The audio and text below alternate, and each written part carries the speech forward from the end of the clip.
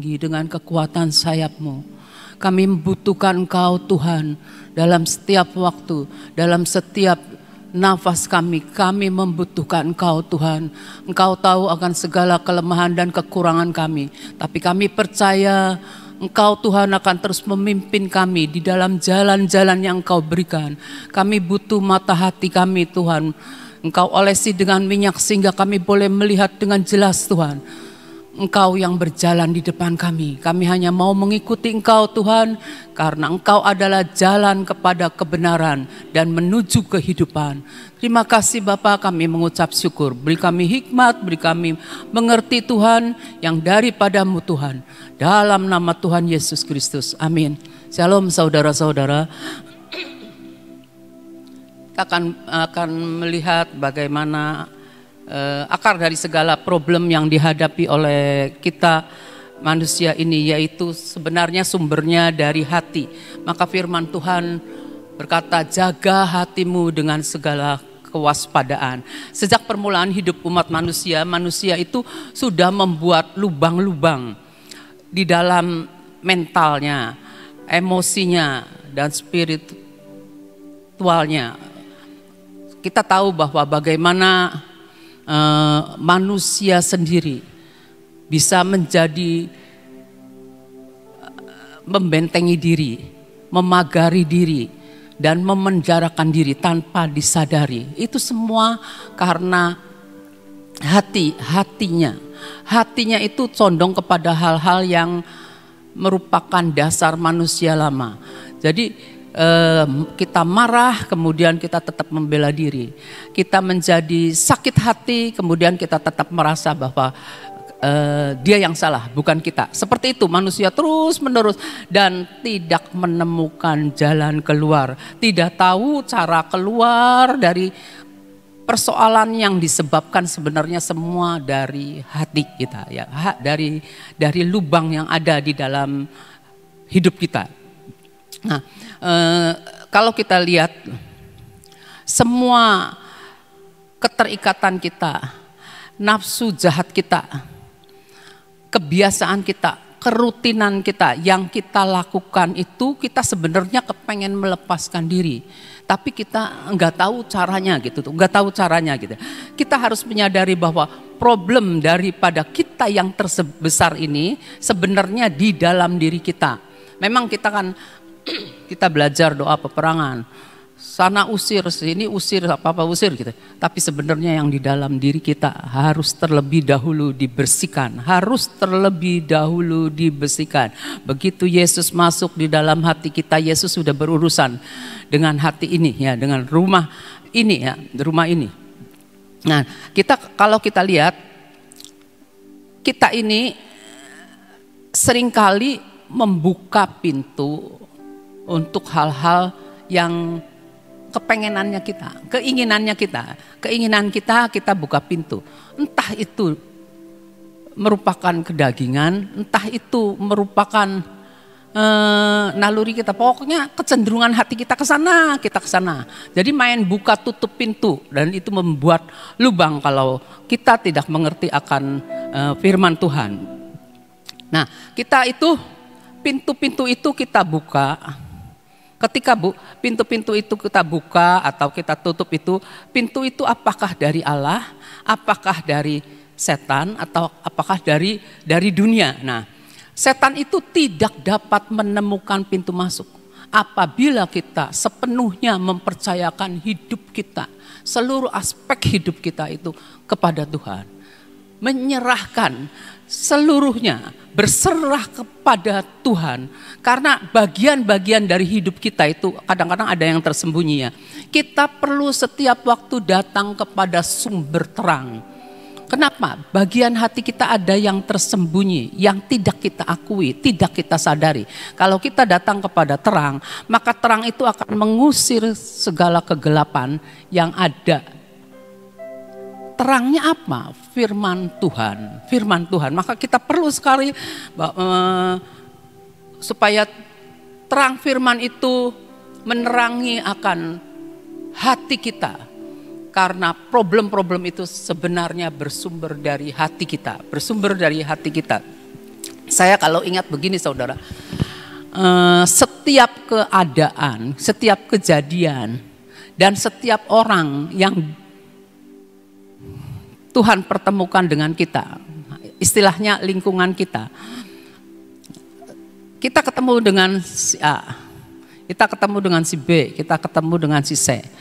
Nah, ketika orang itu berbicara kepada kita, seringkali perkataannya itu menemplak hati kita. Dan kita harus menyadari Tuhan sedang menunjukkan keadaan hati kita. Jadi jangan langsung cepat marah, kesinggung gitu tuh kan. Orang kan suka gitu kan, marah, kesinggung gitu ya. Puji Tuhan. Puji Tuhan. Begini saudara, ada suatu saat waktu saya masih baru-baru gitu ya. Nggak tahulah bagaimana gitu. Suatu saat seorang kasih saya spiritual words gitu ya. Berpikir positif atau apa. Nah, waktu diberikan saya nggak menyadari apa-apa, nggak nyadarin, taruh di rumah. Berpikir positif. Kok kayaknya ini nih ada sesuatu nih. Namanya orang lagi belajar, jadi segala sesuatu dirohanikan gitu, dirohanikan. Berarti saya punya pikiran yang tidak baik. Saya harus berubah. Nah, udah nih berjalan dengan sehari, 2 hari, ketemu masalah. Langsung saya pikirannya negatif. Jangan mulailah, jangan. Terus aja ingat akan berpikir positif. Berarti saya salah. Saya mikirnya negatif. Ternyata benar firman Tuhan berbicara kepada saya bahwa kamu nggak boleh ngukur menurut sekali pandang kamu. Apa persisnya tuh saya lupa. Dengan sekali lihat langsung kita menghakimi, nggak boleh. Nah, saya belajar dari situ. Nah, sekarang kalau situasi yang saya katakan situasi yang positifnya saja lah, yang positif, yang negatifnya aja. Sesuatu yang cukup menemplak hati. Peristiwa yang bikin kesel, bikin capek, serba banyak aduhnya gitu tuh ya. Tapi begitu mau melangkah, ingat bahwa segala sesuatu pasti mendatangkan kebaikan. Itu gunanya kita berteman dengan orang-orang yang rohani saudara. Obrolan cuma sekedar biasa sehari-hari bilang begini, pasti semua nantinya baik. Pasti semua baik, ya, pasti semua baik. Jadi ketika kita mau jengkel, saya mau pegang aja, pokoknya semua mendatangkan kebaikan. Dan benar saudara, mendatangkan kebaikan. Saya nggak bisa cerita banyak di sini. Pokoknya benar-benar mendatangkan kebaikan. Percaya, apapun yang nggak enak, lakoni dengan tidak usah bersungut-sungut. Pasti akan mendatangkan kebaikan. Satu hal lagi, suatu saat ada seseorang mempunyai kebutuhan gitu ya. Punyai kebutuhan, lalu saya berusaha gitu tuh menolong orang itu. Saya menyerahkan dan dia kaget. Jangan begitu katanya. Kamu sendiri kan butuh ini dan itu. Tiba-tiba mulut saya ngomong gini saudara. Saya tidak akan jadi miskin kata saya tuh. Itu tuh omongan tuh sering saya dengar, tapi ketika saya ngomong di situ saya tuh sekedar ngomong aja, tiba-tiba kalau bahasa Cirebon kepelucut gitu tuh. Saya tidak akan jadi miskin dan saya sendiri heran kok saya bisa ngomong kayak gitu ya. Ternyata itu orang-orang di sekitar kita yang memberi nasihat sama kita masuk ke dalam diri kita. Coba kalau kita ketemu sama orang dunia, makanya kamu salah sih, pasti nyalahin kita. Dan kita yang lagi lemes-lemes tambah gini, kita tambah tertindas lah istilahnya. Hati kita nih nomor 1 hati kita. Jadi setiap kali kita memandang siapapun, saya belajar membuang sampah. Apa yang pernah saya dengar saya buang, saya belajar untuk menanggapi semua mendatangkan kebaikan. Hati kita yang tidak benar ya. Manusia memang memiliki sifat dasar, kita tahu, ego, mementingkan diri, keras kepala, degil, terus suka memberontak. Saya juga ngaku, saya juga sering kali ngeberontak. Suami saya nih, saya bilang gini, kenapa sih itu makanan saya, kata saya tuh, kenapa kamu kasihin ke anjing? Lah, kamu tumpuk di situ, katanya. Enggak, saya enggak tumpuk situ. Pikir, saya lupa saudara, bahwa memang saya naruh makanan itu bareng sama, dipanasinnya bareng sama punya anjing. Belum apa-apa saya sudah berontak suami saya, enggak, kamu pasti itu yang kerjaannya seperti itu. Nah seperti itu saya tuh berontak dulu gitu tuh. Protes gitu tuh ya. Padahal saya lupa saudara, saya lupa itu. Itulah yang sering kali saya salah gitu tuh, keburu bela diri dulu gitu ya. Nah memang kalau sifat-sifat seperti itu kita perlu perangi, perlu dipotong-potong untuk istilahnya seperti Ibu Nani kasih ilustrasi kemarin waktu khotbah Selasa, untuk bisa membuat pas dan tepat di hatinya Tuhan. Seringkali kita kan gak pas sama tepat hatinya Tuhan. Kita masih punya keinginan sendiri, punya pilih yang enaknya sendiri. Itu harus dipotong karena tidak tepat di hatinya Tuhan. Tuhan itu tahu kedalaman hati kita. Walaupun kita gak ngomong sama siapa-siapa, Tuhan itu tahu.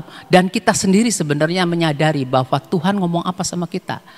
Tuhan nih lagi ngasih tahu kita, nih kamu nih tidak boleh begini, tidak boleh begini, tidak boleh begini. Coba belajar, dengeran sama Tuhan. Saudara akan ngerti bahwa aduh masih banyak yang harus dibenahi dalam hidup kita. Jadi kardus tuh kudu pas dengan hatinya Tuhan. Nah adanya kelemahan atau celah di dalam hidup kita membuat si jahat itu masuk dan mulai membisikkan suatu tanpa kita sadari. Nah, kalau si jahat itu masuk menjadi masalah, kalau udah kita dengeran sama si jahat itu, problem kita pandang sebagai kebenaran diri. Kita lihat di dalam Markus 7 ayat 20 sampai 23. Katanya lagi, kata Tuhan ya, kata Tuhan Yesus, apa yang keluar dari seseorang itulah yang menajiskannya. Jadi yang keluar dari seseorang itu yang najis. Jadi dari dalam, dari hati orang timbul segala pikiran jahat, percabulan, pencurian, pembunuhan, perzinahan, keserakahan, kejahatan, kelicikan, hawa nafsu, iri hati, hujat, kesombongan, kebebalan. Semua hal-hal jahat ini timbul dari dalam dan menajiskan orang. Jadi masalahnya di dalam. Orang Kristen itu yang harus keluar ialah yang dari dalam keluar. Dari dalam keluar, bukan istilahnya yang dari dalam keluar, bukan istilahnya dari keluar, bukan yang keluar itu mempengaruhi kita. Jangan, yang dari dalam, yang itu yang harus kita keluarkan untuk mempengaruhi banyak orang. Kayak gini, sukacita yang dari Tuhan itu kekuatan kita. Sukacita yang dari Tuhan. Kalau hati kita ada sukacita Tuhan, itu kita akan sukacita terus. Tapi kalau sukacita yang ditimbulkan dari luar itu cuma sementara, saudara. Cuma sementara. Cuma kita bisa nikmati pada waktu itu. Pada waktu itu ya, terusnya sudah hilang. Seperti pertemuan terakhir waktu Desember ya. Waktu Desember kita para asyir kumpul terus kita sukacita sekali pada waktu itu. Suatu pertemuan sukacita, pokoknya sukacita ya. Ada sukacita semua nikmati, bahkan orang-orang yang kita sangka tidak mungkin bisa melakukan itu, dia bisa melakukan dan bisa bersukacita. Nah itu cuma sementara.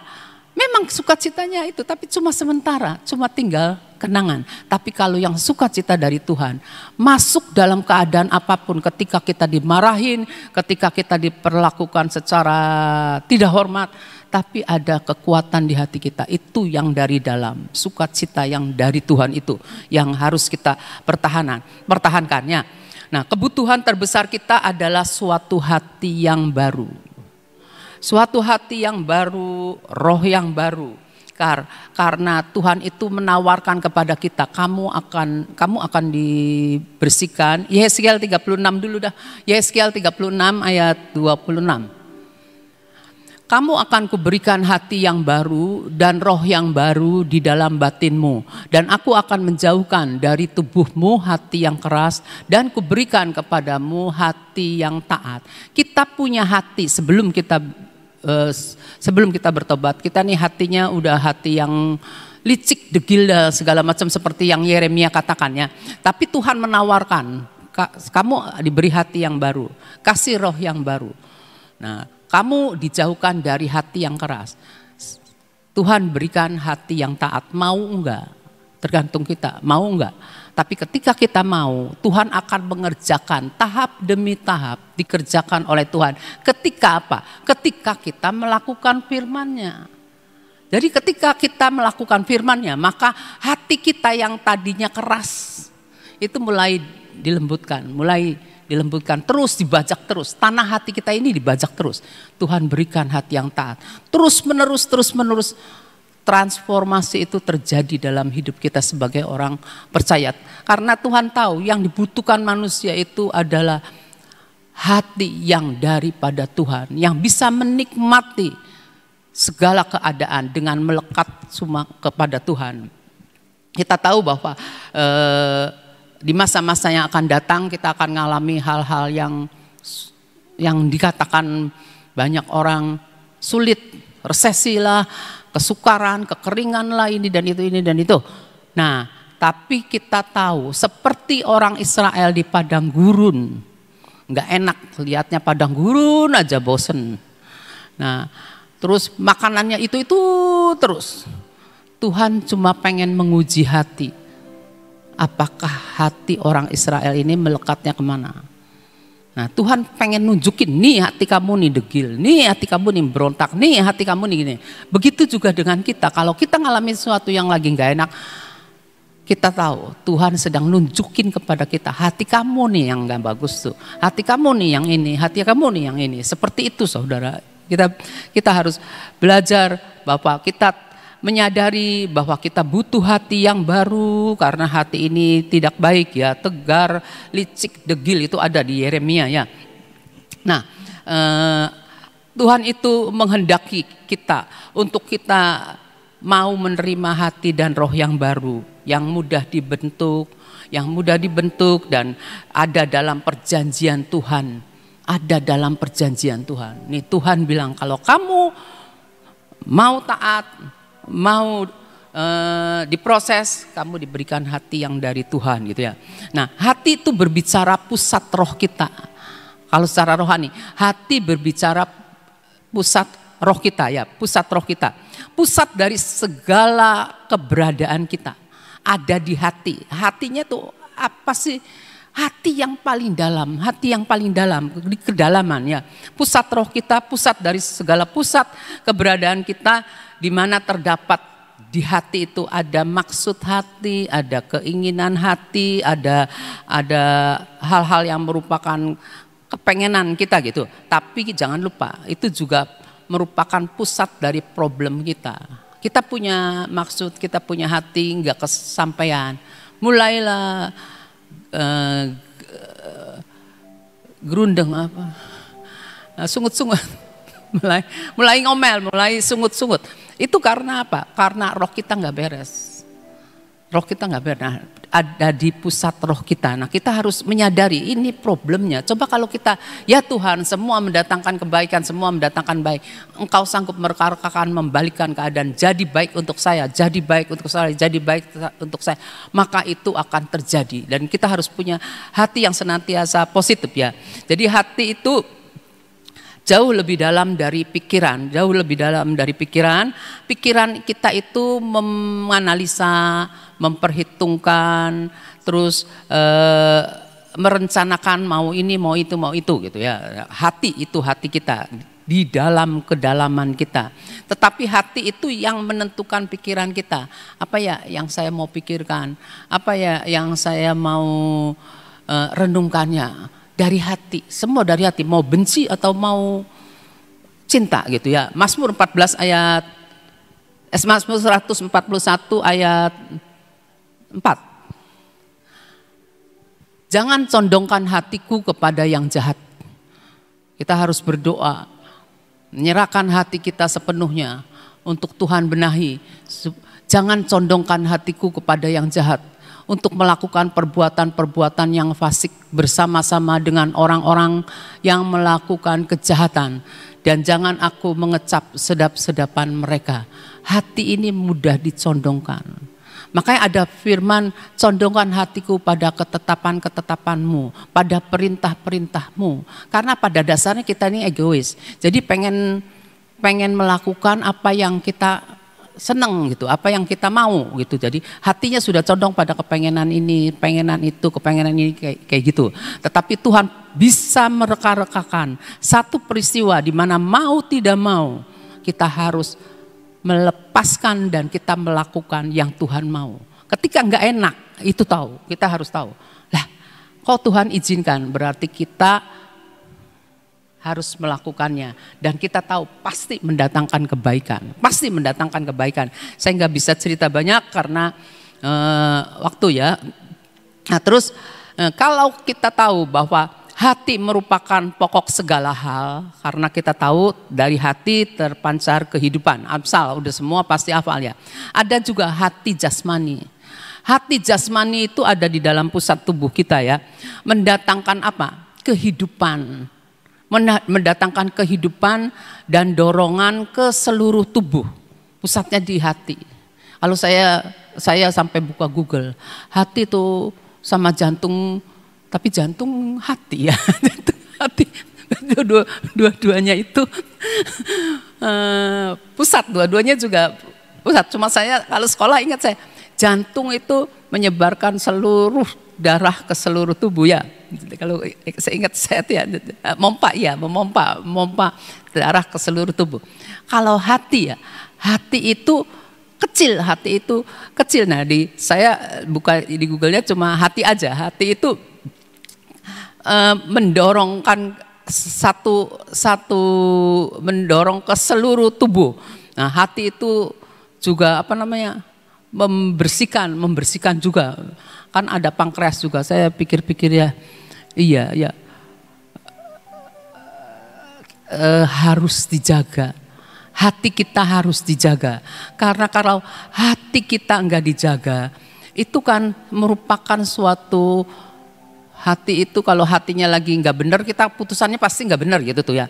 Merupakan aksi kehidupan kita, ya, merupakan aksi kehidupan kita. Kalau kita mau memutuskan suatu, hatinya lagi nggak benar, makanya dibilang begini. Kalau lagi sewot, lagi emosi, jangan ambil keputusan. Pasti keputusannya nggak bagus gitu ya. Nah, semuanya kan timbul dari hati kita. Jadi benar-benar hati-hati. Sekarang kalau anak Tuhan ya, anak Tuhan udah penuh Roh Kudus. Apakah harus jaga hati terus? Iya, harus jaga hati. Dari apa? Dari kesombongan. Karena kita tahu roh kesombongan itu senantiasa mengintip. Ada satu kebanggaan itu mengintip supaya si jahat itu mengaum-ngaum, melemparkan sesuatu sehingga seperti yang kemarin dikatakan bahwa mulai menghitung akan Daud menghitung akan pasukannya gitu ya. Tapi itu dilihat dari hati yang terdalam, ada satu kebanggaan. Itu nggak boleh seperti itu. Nah, jadi anak Tuhan walaupun penuh Roh Kudus harus benar-benar tetap menjaga hati, ya. Nah, karena 2 Korintus 12 ayat 7. Dan supaya aku jangan meninggikan diri karena penyataan-penyataan yang luar biasa itu. Apalagi orang yang punya karunia ya, yang diberi Tuhan kepercayaan karunia-karunia, tidak boleh meninggikan diri. Maka aku diberi suatu duri di dalam dagingku. Ini Paulus bilang, yaitu seorang utusan iblis untuk menggocok aku supaya aku jangan meninggikan diri. Karena sensitif sekali ya untuk meninggikan diri gitu ya. Waktu dulu saya sering dengar begini saudara, pemain musik pemain musik, pelayan mimbar di sini nih. Bukan di sini, maksudnya di mimbar lah, pelayan mimbar itu sangat sensitif, sedikit sekali mereka gampang untuk meninggikan diri karena talenta yang Tuhan berikan. Atau karena apa? Dan plusnya gini katanya. Coba lihat yang pemain itu, maksud saya yang masih single nih ya, yang masih single, yang masih single. Tuh sih orang banyak suka sama pemain musik yang masih single. Dalam arti saya perhatikan, iya juga ya, bener juga gitu. Kalau saya ngomong bener juga berarti itu termasuk saya ya saudara. Nah saya lihat, iya mudah sekali untuk langsung keluar tanduknya ya, jaga-jaga ya. Nah Tuhan membiarkan semua situasi dan orang-orang datang dalam hidup kita supaya semua itu supaya orang-orang itu, supaya peristiwa-peristiwa yang kita alami ini dapat menunjukkan apa yang ada dalam hati kita. Kan otomatis kita kadang-kadang kan kalau ditunjukkan akan kesalahan orang dan pas kesalahan kita, kalau kita lagi bete gitu ya, terus langsung marah. Cepat marah, sudah apa? Apalagi orang yang baper gitu ya, sewot gitu tuh. Misalnya gini, anak saya yang laki, anak saya laki gitu ya.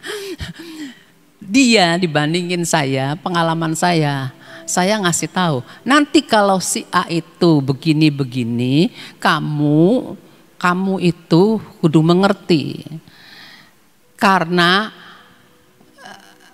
ada jangka waktu nanti mamah nih jamin, kata saya bilang gitu. Sawot loh, cuma ngomong kayak gitu, sawot ngomong gini dia bilang, yang ngerti, emangnya nggak ngerti? Ya ini kan saya kan ngomong kayak gini nih, karena kan harusnya kan begini, katanya.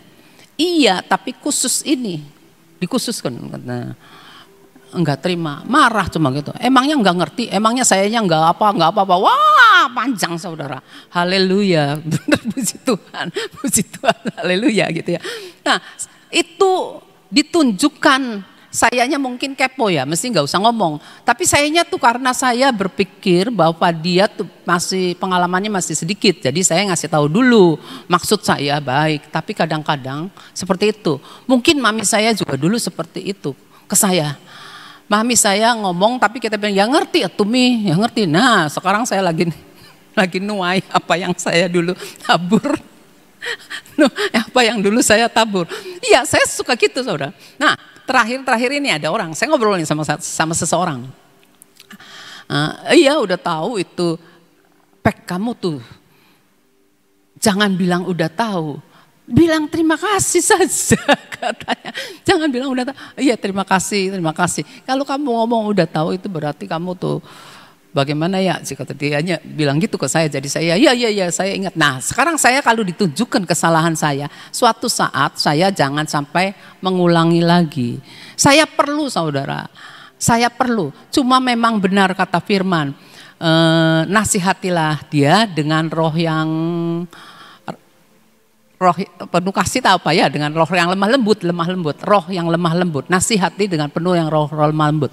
Kalau nasihatinya dengan menghakimi orang pasti nggak terima, tapi kalau dengan roh yang lemah lembut pasti terima. Kita belajar gitu ya. Nah, sekarang kita lihat coba ya, itu kita tahu bahwa untuk masa-masa yang sulit itu orang akan menolong kita melihat apa yang ada dalam diri kita. Percayalah kalau Tuhan izinkan itu pasti membawa kebaikan buat kita. Kita lihat Mazmur 19 ayat 3 dan Mazmur 139 ayat 23 nanti ya. Mazmur 19 dulu. Siapakah yang dapat mengetahui kesesatan? Bebaskanlah aku dari apa yang tidak kusadari. Ini banyak orang yang tidak menyadari. Dia berpikir logikanya benar, tapi Di sini dikatakan, siapakah yang dapat mengetahui kesesatan? Bebaskanlah aku dari apa yang tidak kusadari. Misalnya gini saudara, banyak orang olahraga kan, tapi banyak juga orang yang meninggal di tempat olahraga. Banyak orang makan seenaknya, ya yang kolesterol makannya tetap sama, tidak dikurangi gitu ya. Yang diabetes tetap makannya manis, yang apa-apa, tidak menyadari dirinya sendiri. Alasannya apa? Karena ada olahraga. Ternyata itu keliru. Kita hidup harus seimbang. Jadi apapun kita harus menyadari bahwa Tuhan jangan buat kita nih tertutup cuma sama pikiran kita benar, nggak bisa seperti itu ya. Mazmur 139 ayat 23. Selidikilah aku ya Allah dan kenallah hatiku. Sebenarnya kalau kita mau belajar sebelum kita kenal Tuhan, kita nih harus tahu diri. Kenali dulu hati kita nih kayak apa gitu ya.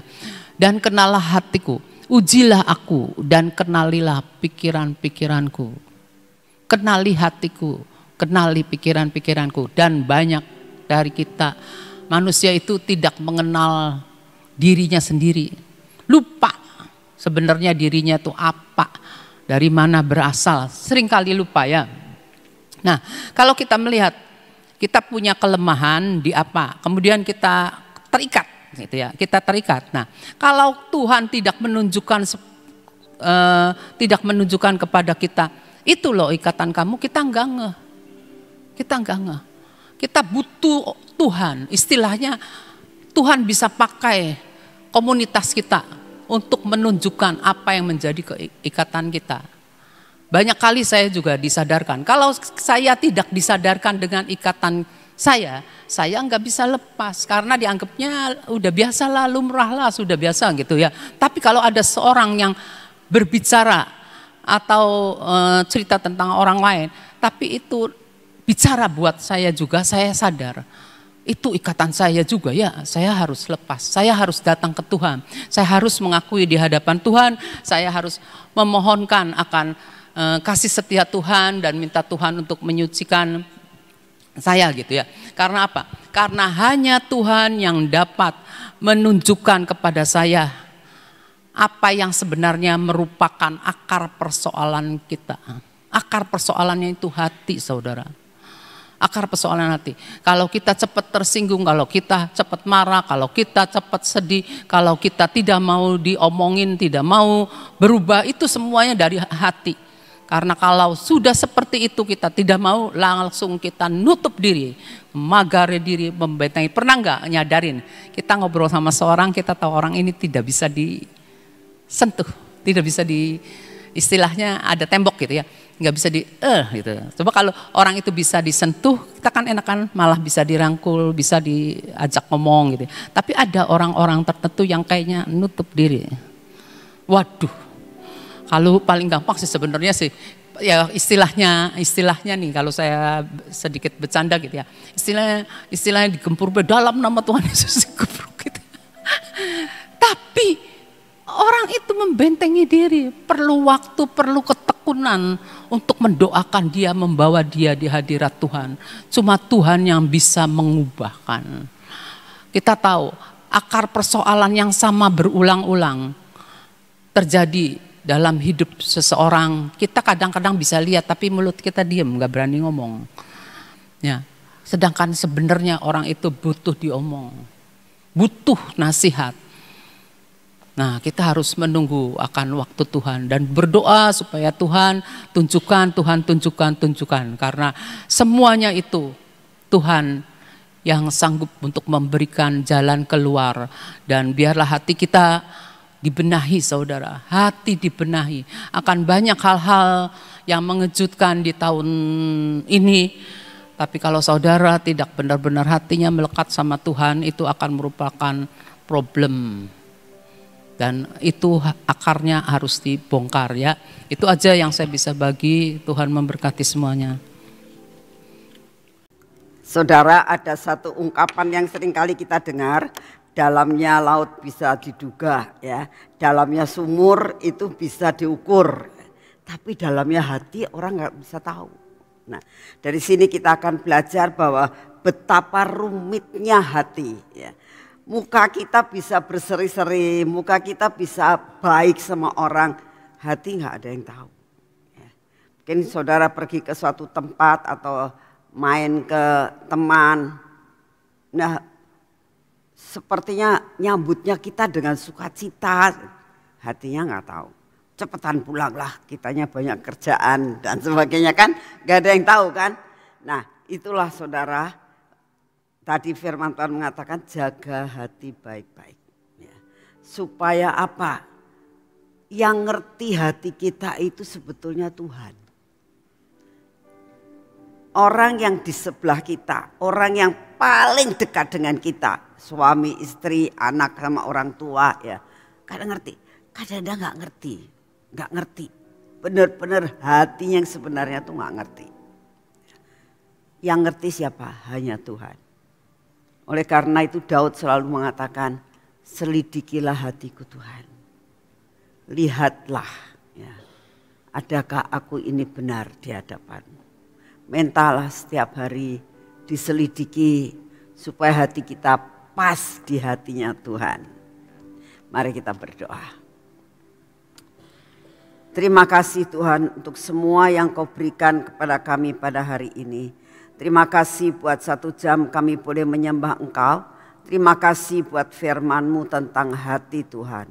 Oleh karena itu kami minta di dalam nama-Mu, biarlah ada penunggu dalam hidup kami.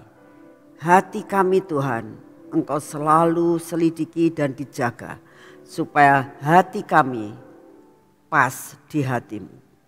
Terima kasih untuk semua dan semuanya ini ya Bapak. Saat ini kami tetap mengulangi sekali lagi untuk tetap pagi ini kami berdoa buat bangsa dan negara kami. Kami tadi sudah memuji dan menyembah Engkau tentang bangsa dan negara kami. Tapi tetap kami berdoa sekali lagi Tuhan, Engkau pegang kendali atas bangsa kami. Terutama Tuhan pemerintahan negara kami, perekonomian, keadaan politik, cuaca. Engkau yang akan memegang kendali dalam segala perkara ya Tuhan. Karena saat-saat ini banyak sekali musibah yang terjadi. Engkau tahu Tuhan akan memanasnya Ukraina dan Rusia lagi. Tuhan banyak perkara Tuhan yang kami dengar di sekitar kami. Engkau tahu kemiskinan mulai melanda di mana-mana. Resesi melanda di mana-mana. Tuhan kami hanya minta perlindungan dan naungan sayap-Mu seperti yang kami nyanyikan tadi. Karena di bawah perlindungan-Mu maka semuanya itu akan lewat dan tidak mengena kepada kami. Terima kasih untuk kasih setia-Mu. Bapak, kami tetap berdoa, kami minta ketahanan tubuh lagi Tuhan yang baru. Daya tahan tubuh yang berasal daripada-Mu kami terima di dalam nama Tuhan Yesus. Memasuki akan semua organ dalam tubuh kami. Mengusir semua virus, mengusir semua yang tidak baik, mengusir semua sakit penyakit, mengusir semua kelemahan tubuh kami. Dalam nama Tuhan Yesus kami percaya. Terima kasih Tuhan. Terima kasih untuk semua dan semuanya ini. Kami percaya kami pagi ini menyerahkan semua persoalan hidup kami ke dalam tangan-Mu. Kami tahu kami tidak ada satupun dalam hidup kami yang tidak mempunyai persoalan. Tapi kami tahu Tuhan, Engkau tetap pegang kendali atas hidup keluarga kami. Terima kasih untuk kasih setia-Mu. Mari kita masuk dalam pengurapan.